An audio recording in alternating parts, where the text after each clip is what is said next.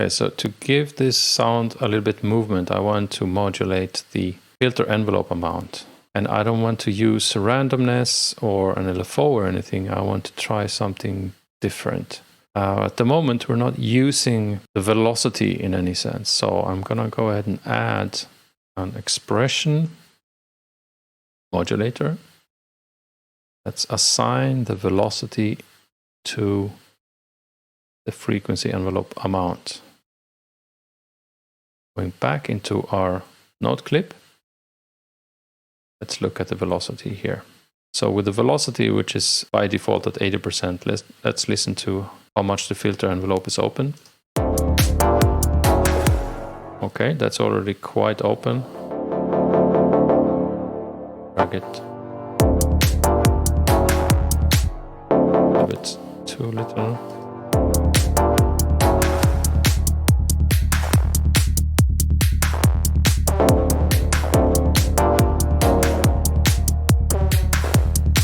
Making some small cut variations.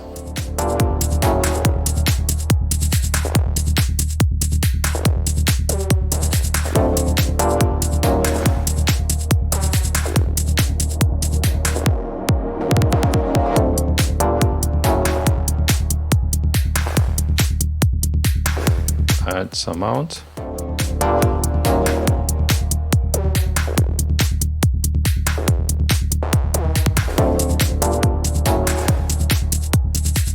So let's create some more variations to this.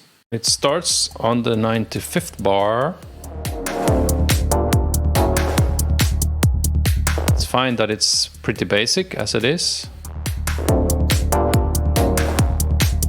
And then maybe around here it's good to make some variations. And I'll show you what I mean by that.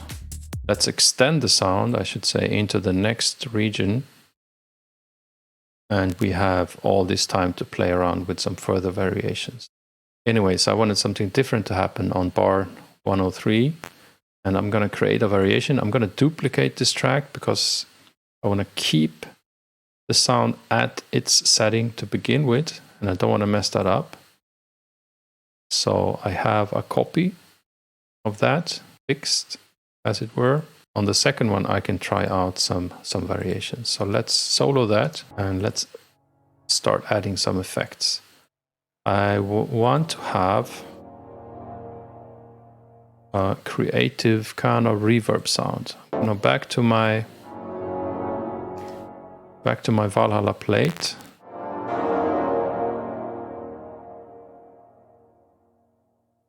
All right.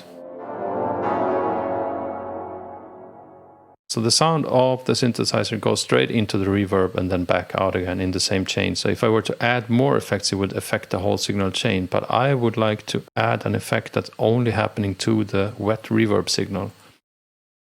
The way I'm going to do this, I'm going to add a layer, an FX layer. I'm going to put the reverb inside the layer and then I'm going to create an empty layer. This layer 1 doesn't have any effects. So this is for the dry sound, and the Valhalla plate is all wet, so that's only reverb. So that way we have control of the two signals separately. Just gonna fold this away for now because we don't need to have that open. Now we can start adding effects to the reverb tail, and let's do things like adding a comb filter.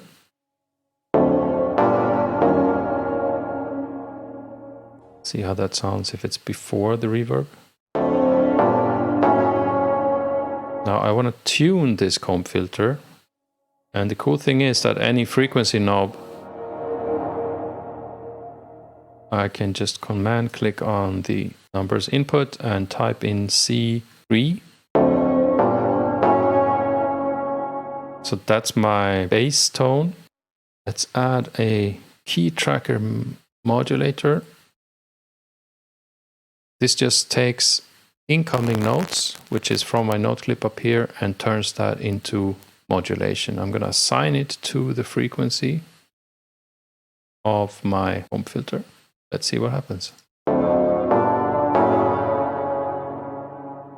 It will now play the comb filter with the notes. Okay, that's pretty cool. Let's try to tune that up 1 octave. See how that sounds. A little bit more resonance. Get a very spooky metallic sound. I think I want just the third note. I want this note to be with this weird effect. So let me mute all the other notes of this clip. And then open up this clip and mute that particular note. Play the both sounds together.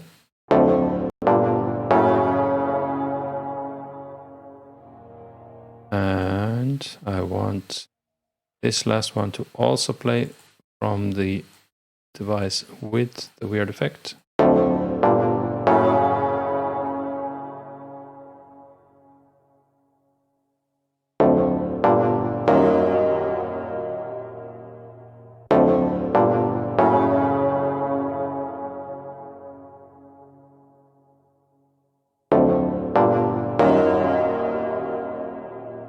Okay, that sounds pretty eerie.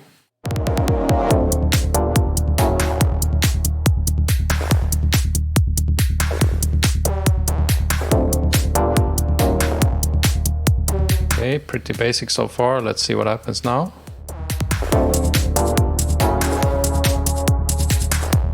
I like it.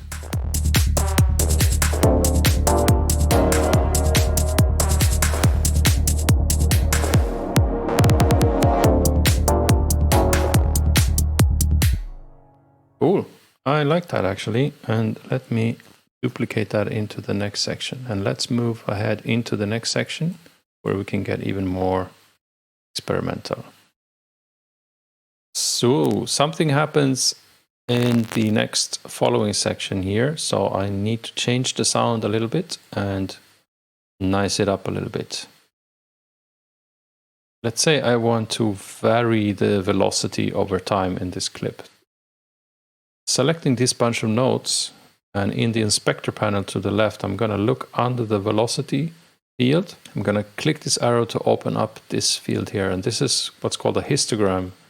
In here, we can introduce some chaos and just randomize things and edit all the velocities at the same time. So I'm just going to go ahead and add a bit of chaos to jumble things up a little bit. You'll notice that the track changes a little bit on bar 111, so let's listen.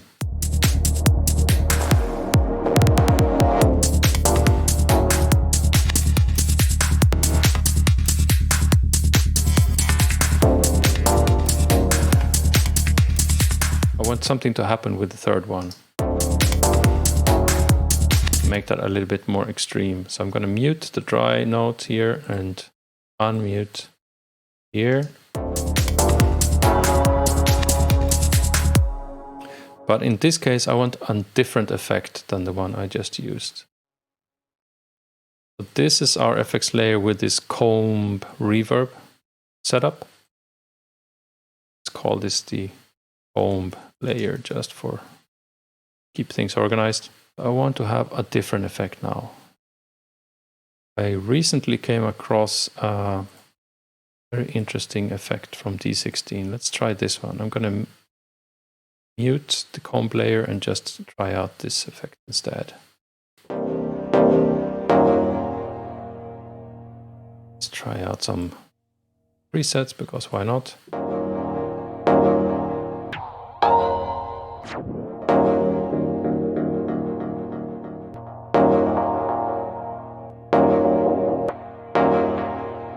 Dark Forest.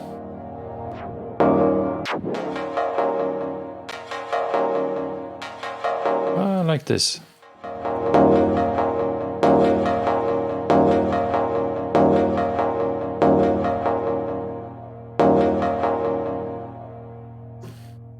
Okay, so for this particular note in my timeline, let's make these a little bit bigger so it's easier to follow. This particular note, I want this effect to happen instead of this. So how do we do this? Okay, so there's another device called a selector. This is kind of like a layer, but it's exclusive, meaning that only one will play at the same time. So I have the comb layer, and I have this is called a Pt2. At the moment the comb layer is active, we can change that to Pt2. This can be automated. Let's open up the automation lane for this track. It's called the index. And it will tell me that, okay, now the Pt2 is active, but when the next note hits, I want the comb layer to be active. And I need to put this down give it some space. All right, so everything should be as it were here. Where the comb layer is active.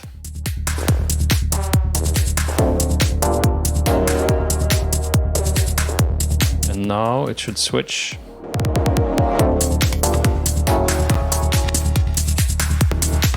Okay, that worked out fine, but I want it to be a little bit more extreme because it kind of disappears. Let's look at the velocities here. This needs to be higher.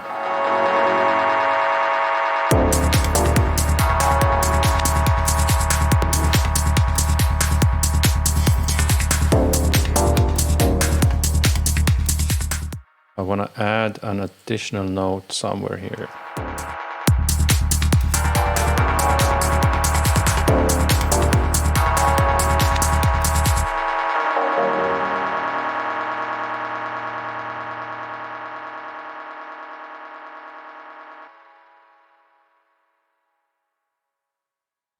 So here it's very crowded, but I want to have some sound going into the next bar, and I'm just adding one of these reverse stabs again, and I'm compressing it, time stretching it into just one bar to fit it into this tight space here. Let's see.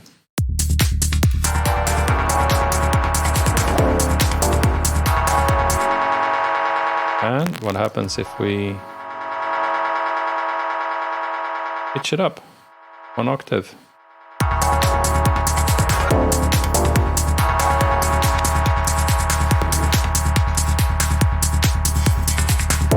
I think these two are a bit too much. Let's tone these down using the velocity.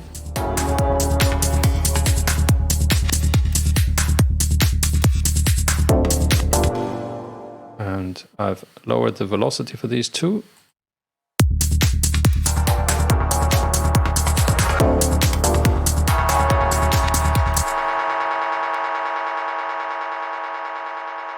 Let's reverse this.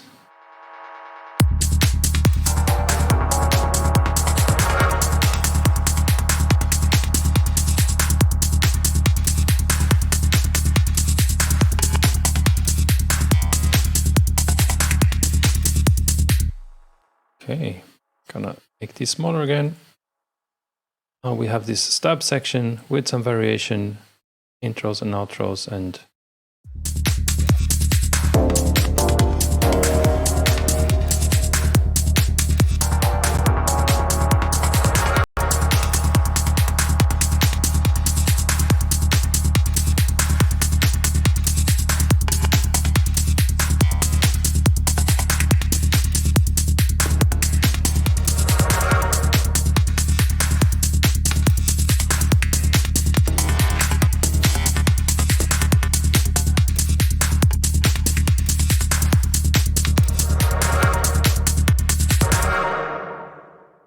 I kind of like the sound of these mini sweep stabby thingies, so I've copied them into the next part of the song. They will again help to kind of tie things together, even though they're very different from the other stabs. They're in the same family, hopefully making the track kind of more coherent.